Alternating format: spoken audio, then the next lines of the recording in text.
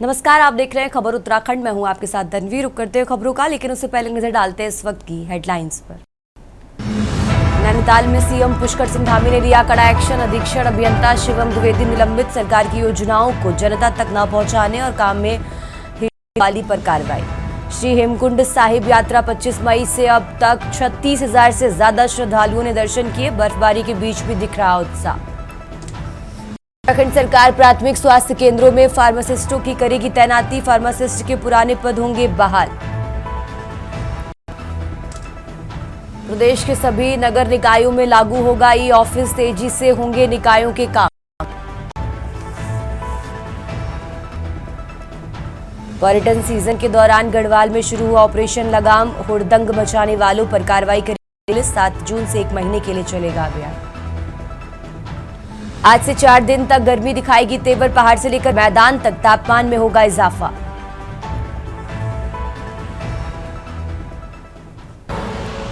आप देख रहे हैं के न्यूज़, खबरों का सारथी। और चलिए अब रुक करते हैं खबरों का। खबर मंगलौर से है, जहां सुबह 6 बजे मंगलौर पहुंचेंगे उत्तराखंड के मुख्यमंत्री पुष्कर सिंह धामी।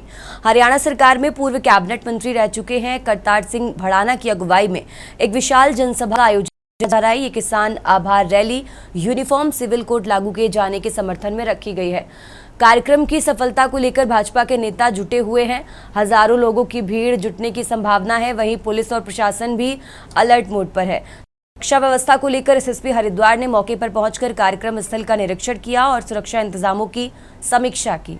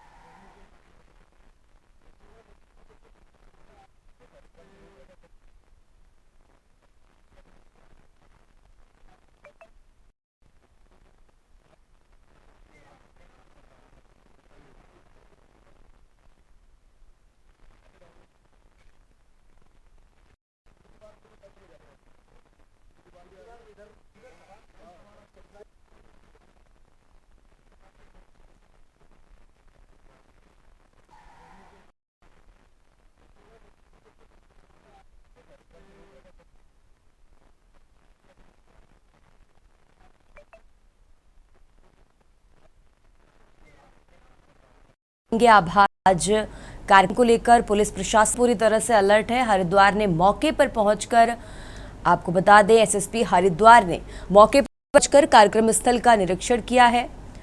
तो कार्यक्रम को लेकर प्रशासन पूरी तरह से अलर्ट है। यूसीसी पर किसान जताएंगे आभार। वहीं पुलिस प्रशासन भी अलर्ट मोड पर है। सुरक्षा व्यवस्था को लेकर एसएसपी हरिद्वार ने निरीक्षण किया है। कार्यक्रम की सफलता को लेकर भाजपा के नेता जुटे हुए हैं। हजारों लोगों की भीड़ जुटने की आज संभावना है। तो सीएम धामी रैली को संबोधित करेंगे। यूसीसी पर किसान आभार जताएंगे।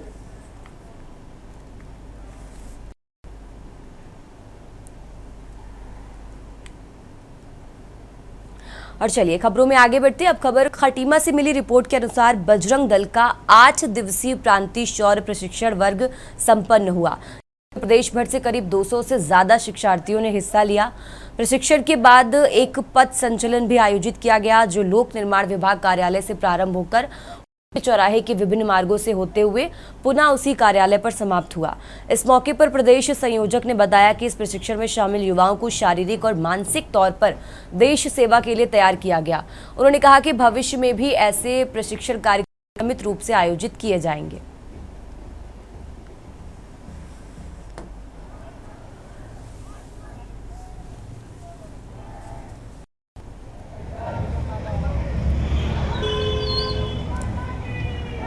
बजरंग दल का शौर्य प्रशिक्षण वर्ग खटीमा में 8 दिन का आहूत हुआ। इसमें अपने पूरे प्रदेश के कार्यकर्ता बजरंगी आए हैं और वो देशभक्ति और देश रक्षा और धर्म रक्षा की ट्रेनिंग लेकर, शारीरिक और मानसिक ट्रेनिंग लेकर समाज में काम करने के लिए निकलेंगे। उनका पर्सनैलिटी कैसे हो सकता है, उनका आत्मबल कैसे बढ़ सकता है, उनका शौर्य कैसे बढ़ सकता है और जो देश विरोधी ताकतें हैं उन्हें कैसे जवाब देना है, इसका प्रशिक्षण लेकर वो यहाँ से आने वाले हैं। आज पूरे क्षेत्र के अंदर, खटीमा शहर के अंदर शौर्य संचलन होगा सभी कार्यकर्ताओं का और सभी कार्यकर्ता उसमें निकलने वाले हैं, उसका कार्यक्रम ये रहेगा।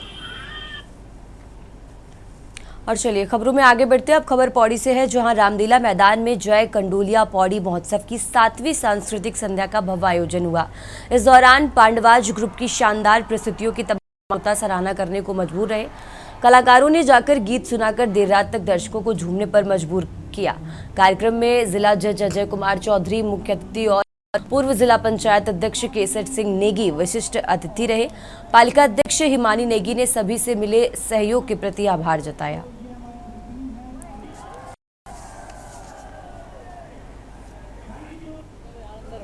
भाभी फोन दो, भाभी फोन दो।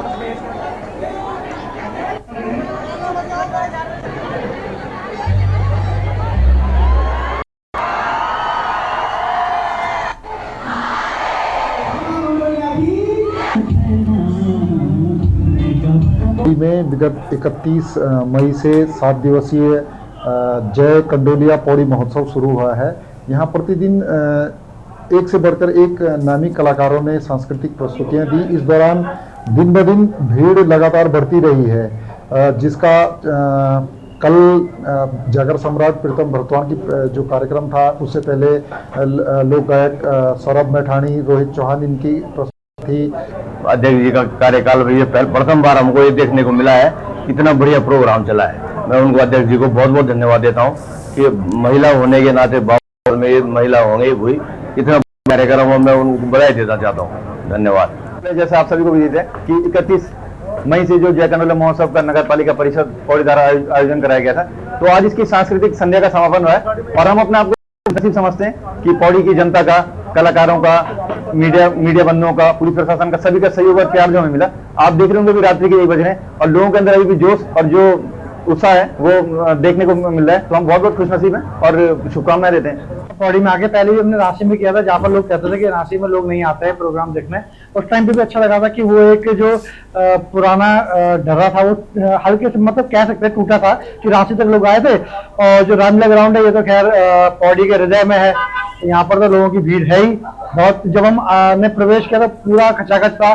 तो एक दबाव भी है कि अपने पहली बार अपने घर से या अपने स्टूडियो के क्षेत्र से इतने पास में कोई शो कर रहे हैं। देखिए, ये पहली बार नगर पालिका परिषद की पहल जो जय कंडोलिया महोत्सव नाम इस आयोजन को दिया गया, ये अपने आप में एक उपलब्धि इसलिए भी है कि यहाँ पर कंडोलिया देवता का जो भंडारा होता है, जो जन जन तक उसकी पहुँच है और तमाम प्रवासी और पर्यटक इस वक्त पौड़ी शहर में मौजूद होते हैं। और आप देख सकते हैं आजकल पौड़ी पर्यटकों से और प्रवासियों से गुलजार हो रखी है।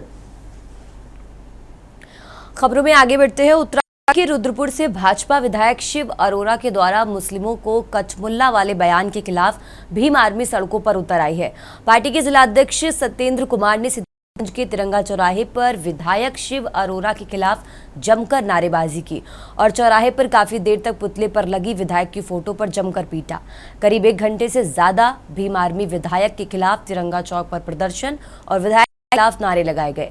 भीम आर्मी ने कहा कि अगर मुख्यमंत्री के आदेश पर मुस्लिमों के खिलाफ बयान दिया गया है तो हम कसम खाते हैं कि हम इस्लाम कबूल कर लेंगे।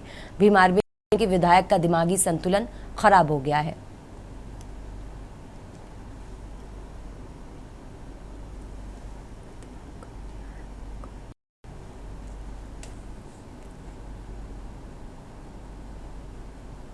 देखिए, आपको विगत दिनों आपको जानकारी सोशल मीडिया से मिली होगी और बल्कि उनके फेसबुक पेज से भी जानकारी मिली होगी कि उन्होंने जो है आए दिन मैं कई बार नोटिस कर चुका हूं कि वो हर वक्त जो है क्षेत्र में धार्मिक सौहार्द बिगाड़ने जैसा वक्तव्य देते रहते हैं। अभी कल में इससे पहले भी उन्होंने कई बार मुसलमानों के खिलाफ आपत्तिजनक टिप्पणी दी थी। जी, आप संविधान देश में सबके लिए बराबर है।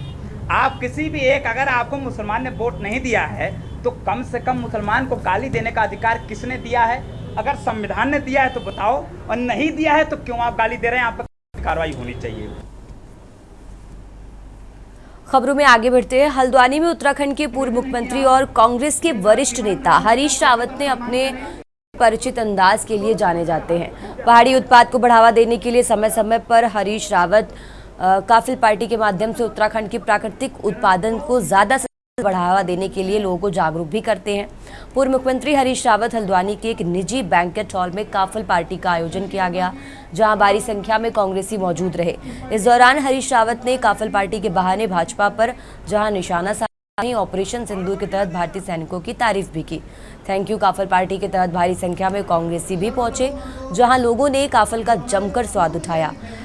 पार्टी में भारी संख्या में पूर्व सैनिक भी पहुंचे हुए थे। इस दौरान हरीश रावत ने कहा कि काफिल पार्टी ऑपरेशन सिंदूर की सफलता और पूर्व सैनिकों के सम्मान में आयोजित की गई है। कि काफिल पार्टी में कांग्रेस कार्यकर्ता और उनके समर्थकों की भारी भीड़ उमड़ी। इस दौरान हरीश रावत काफिल पार्टी के बहाने बीजेपी पर निशाना साधने से नहीं चूके।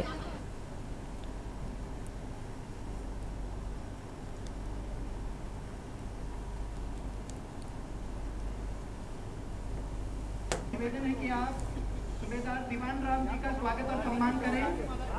ये सब माननीय हरीश राव जी के नकल कर रहे हैं।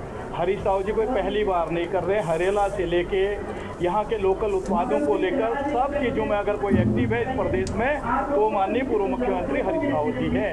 आपने देखा होगा जब वो मुख्यमंत्री भी थे तो मडवे की रोटी, यहाँ के जो लोकल उत्पाद हैं, झौरे का खीर, ये तमाम लोकल उत्पादों को अगर आगे बढ़ाने में किसी ने काम किया तो हरीश राव जी ने किया है। और अब उनके देखे लोग कर रहे हैं तो अच्छी बात है, अच्छे कामों की सीख लेनी चाहिए। और मैं तो कहता हूँ कि उनको बढ़ चढ़ के वो तो सरकार में है, वो इस पे जो है कुछ ऐसा योजना चलाएं जिससे कि जो इसका काम करते हैं, जो बेचारे बड़े मुश्किलों से काफिल बिन के लाते हैं जंगलों से, उनको प्रोत्साहन राशि दे ना सरकार, उसको भी कहीं पे बेचने का जो है एक वो बनाए, केंद्र बनाए, जिससे कि यहाँ हमारे जंगली उत्पाद हैं या जो भी है उत्तराखंड के जो उत्पाद हैं लोकल पहाड़ के विशेषकर, उन उत्पादों को बढ़ावा मिलेगा। मौसम की अद्भुत सौगात है ये, माँ प्रकृति की हम सब के लिए बहुत बड़ी देन है। ये पर्यावरण संरक्षण में भी बड़ा मददगार वृक्ष है और इसका फल सुस्वादु ही नहीं है बल्कि स्वाद तो है ही है। इसका जैविक और औषधि उपयोग बहुत बड़ा है, तो इसलिए और अब यह आर्थिकी में भी बड़ा योगदान दे रहा है। लगभग 70-75 हज़ार लोग 1.5-2 महीने इसके भरोसे अपनी आजीविका बनाते हैं। इसलिए एक हमारी सामूहिक पहचान बन सके और उसके रूप में इसको प्रांतीय और राष्ट्रीय स्तर पर मान्यता मिल सके, उसके लिए सब प्रयास किए जा रहे हैं।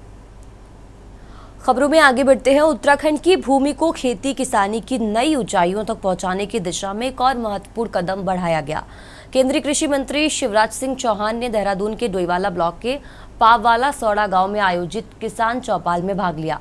खेतों के मध्य घाट पर बैठकर उन्होंने किसानों से आत्मीय संवाद किया और जमीनी स्तर की समस्याओं को समझा। इस दौरान उन्होंने एक पेड़ मां के नाम के तहत पौधारोपण भी किया। इस अवसर पर उत्तराखंड के कृषि मंत्री गणेश जोशी और कृषि विभाग के वरिष्ठ अधिकारी मौजूद रहे।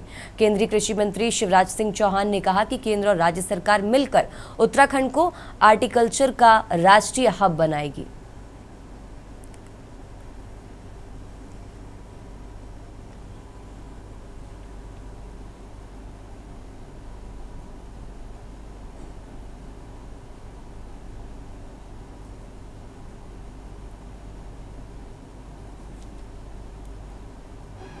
पवित्र देव भूमि में आकर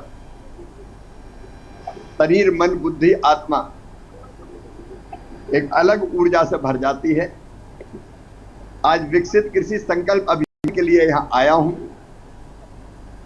और मैं प्रसन्न इसलिए हूं कि प्रदेश सरकार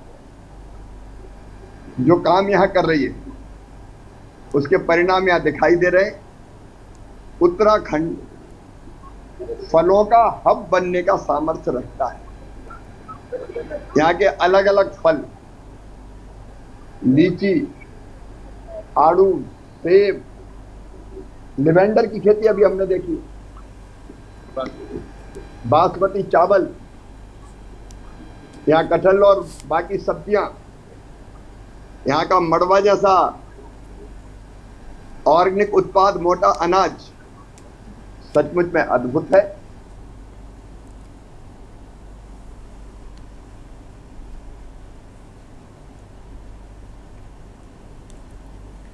खबरों में आगे बढ़ते हैं। अग्निवीर योजना को लेकर युवाओं में फैले भ्रम पर भाजपा के महामंत्री आदित्य कोठारी ने साफ प्रतिक्रिया दी है। उन्होंने कहा कि युवाओं को घबराने की जरूरत नहीं है, सरकार उनके भविष्य को लेकर पूरी तरह संवेदनशील है। उन्होंने कहा 4 साल की सेवा के बाद कोई भी सैनिक बेरोजगार नहीं रहेगा। सरकार उनके लिए नौकरी के लिए कई विकल्प खोलेगी, चाहे वो सरकारी विभाग में हो या निजी क्षेत्र में। कोठारी ने यह भी कहा कि सरकार ने अग्निवीरों के लिए पहले से ही आर्थिक पैकेज, स्किल डेवलपमेंट और पुनर्वास योजनाएं तैयार की हैं। इसके अलावा कई राज्यों ने अग्निवीरों को पुलिस और अन्य सेवाओं में वरीयता देने की घोषणा भी की है।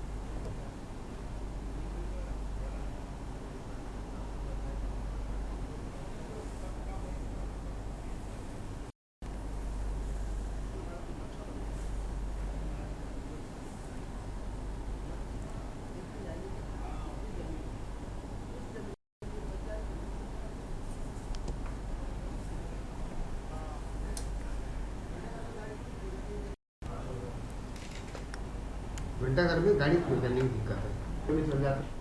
देखिए, अग्निवीर योजना के कारण आप कह रहे हैं कि बेरोजगारी आ रही है, ये बिल्कुल गलत है। अग्निवीर जो भर्ती हो रहे हैं उनको 4 साल जो सेना में रहने के बाद 25% आर्मी में ही जो हो अस्थायी रूप से सेलेक्ट होंगे और जो 75% घर आएंगे उनको भी सरकारों ने राज्य सरकार में विभिन्न सेवाओं में रखने का निर्णय सरकार का है। मैं आज ही समाचार पढ़ रहा था कि उत्तर प्रदेश सरकार ने अपनी पुलिस में भर्ती के लिए 10 या 20% ऐसा में 20% उत्तर प्रदेश सरकार ने उनको पुलिस में भर्ती करने का निर्णय किया है। तो सभी राज्य सरकारों ने अग्निवीर में जो प्रशिक्षित सेना के जवान 4 साल के बाद घर लौटेंगे उनको राज्य सरकार की विभिन्न सेवाओं में रखने का निर्णय लिया है। मुझे लगता है कि जो भी अग्निवीर भर्ती होगा 4 साल की सफल सेवा करके घर लौटेगा, कोई भी व्यक्ति बेरोजगार नहीं रहेगा। खबरों में आगे बढ़ते हैं। नैनीताल छावनी परिषद द्वारा कैंट क्षेत्र से होकर चिड़ियाघर तक नगरपालिका द्वारा संचालित जू शटल सेवा वाहनों पर cantonment, sustainability and betterment fees वसूलने का निर्णय लिया गया है। छावनी परिषद में पत्रकार वार्ता के छावनी परिषद के सीईओ वरुण कुमार ने बताया कि नगरपालिका को छावनी की भूमि में टेंडर करना अपराध की श्रेणी में आता है। पालिका को कोई अधिकार नहीं है वो छावनी की भूमि का व्यावसायिक उपयोग करे।